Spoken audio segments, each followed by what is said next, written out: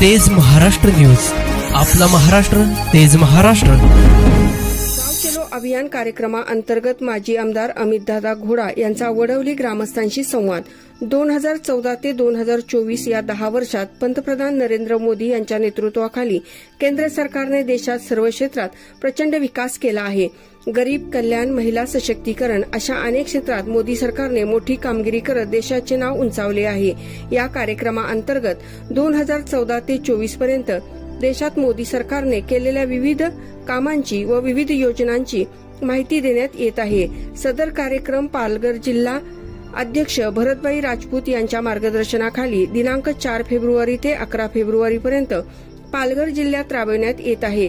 या कार्यक्रमाला भरतभाई राजपूत यांचे नेतृत्व लाभल्यामुळे ग्रामस्थांकडून 100% प्रतिसाद मिळत आहे। गाव चलो अभियान हा कार्यक्रम माजी आमदार अमितदादा घोडा यांच्या नेतृत्वाखाली वडवली येथे पार पडला।